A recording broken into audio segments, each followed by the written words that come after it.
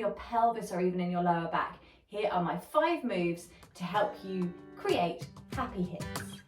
So first up, we have our hip hinge. So come onto hands and knees. You're going to have your hands underneath your shoulders. You can be on flat hands or up on your knuckles, either is fine. And you're going to draw your shoulders back and stabilize your spine. So you're not rounding, you're not sinking, you're just in a nice flat line. Imagine you've got a tray of tea resting on your back. Then take your knees a little bit wider than you are. So ideally out to the edges of the mat.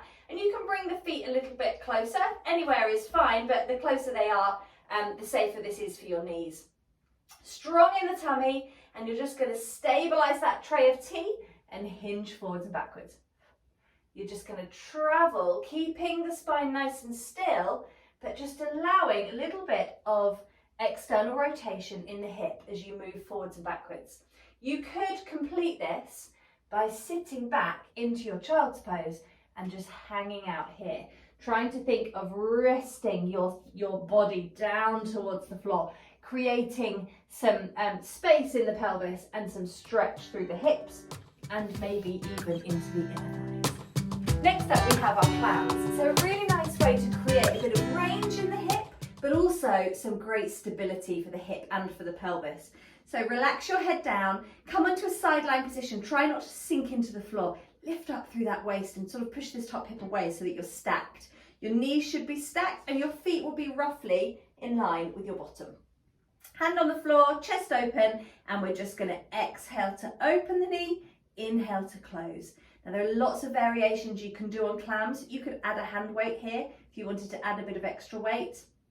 But essentially we want to work on the opening, finding the range in the hip without moving that pelvis. So you're opening that knee, try not to let the hips topple back. Keep nice and stable, hips facing forwards. And then you can add in your variations. If you wanted to, you could lift your feet and do a little bit of an open clam. You get a slightly bigger range.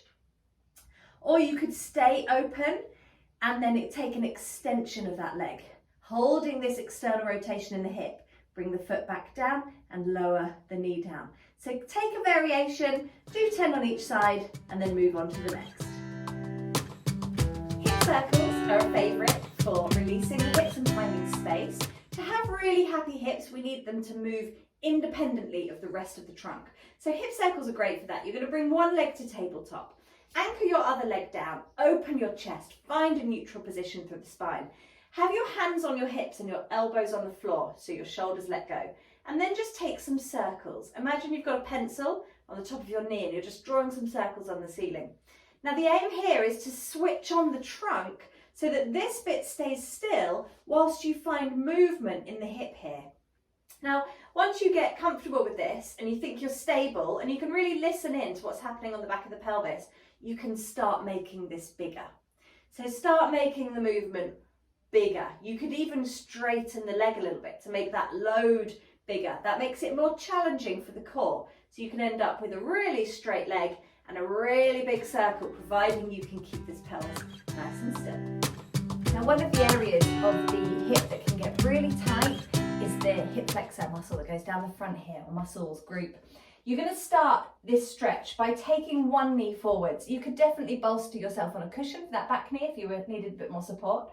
Take this front foot and take it quite far forwards. Hold onto the wall if you need a bit of extra support. And then think of lengthening your tail down. And what that does is pulls this hip bone up, lift up through the chest and broaden your collarbones. And immediately you'll probably feel a stretch either down the front of the hip or maybe down the front of the thigh. Either is valid. So we want to lift up through that spine, send the tail down and under, pull up through the hips, really tighten into that core. And then if you want to, you can take this into a little lean.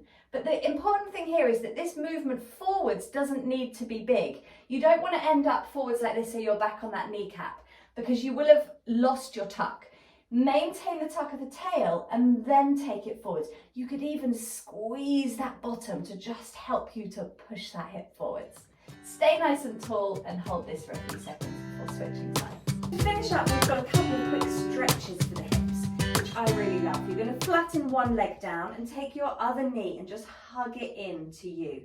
So try and hold your tail on the ground so that you've got a nice neutral spine, and then just squeeze that knee in so that you get a little bit of compression maybe in the front of the hip, but a bit of stretch around the back of the pelvis and the back of the thigh. Now, if you feel compression in your hip, just use those arms and just try and relax the leg. Try and relax this thigh. You can even have a little wobble of the thigh just to kind of massage it, make it release, and then just take some breaths and try and use the arms to squeeze that leg in. We'd next take that into a glute stretch. So we're going to take the other knee to bent, take this top one across and try and open the knee wide. This might be enough for you. You could stick with this if it is. Otherwise, you can bring that leg in or put the foot up against a wall and just draw that knee in. And again, this is going to give a nice stretch of the glutes. It's going to give a good external rotation in the hip, get a bit of space there.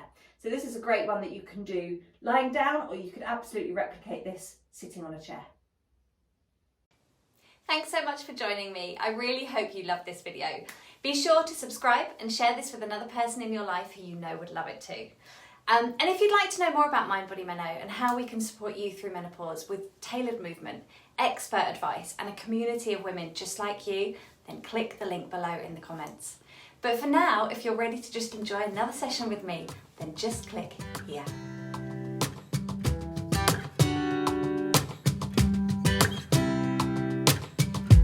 Thanks so much for joining me. I really hope you loved this video.